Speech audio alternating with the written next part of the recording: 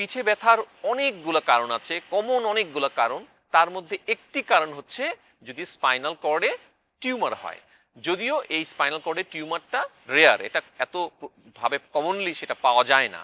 তাহলে আমরা টিউমারের জন্য যদি কোমরে বা পিঠে ব্যথা হয় তাহলে সেটা আমরা কিভাবে বুঝতে পারবো? সাধারণত আমাদের পিঠে বা কোমরে যে ব্যথাগুলা হয়, এই ব্যথাগুলা সাধারণত দেখা যাচ্ছে যে এরা রেস্ট নিলে বা বিশ্রামে থাকলে বা শুয়ে থাকলে ব্যথাটা কমে যায়। কিন্তু টিউমারের ব্যথা যেটা হয় সেটা সবসময় রাতে হয়।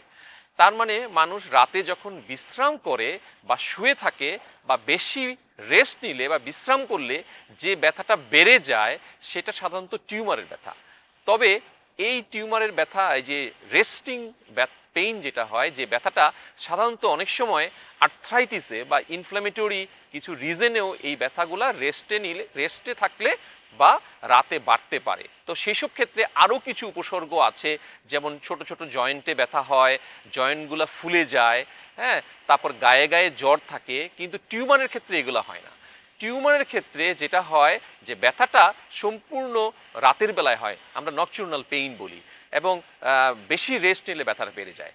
এবং এটা কিন্তু ইনিশিয়ালি শুরু হয় এইভাবে।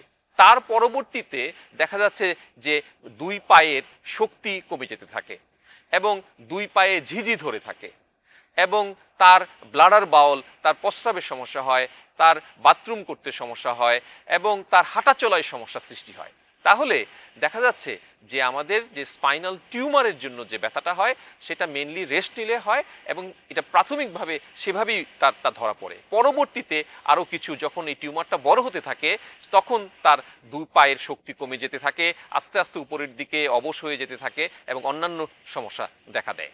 ধন্যবাদ সবাইকে।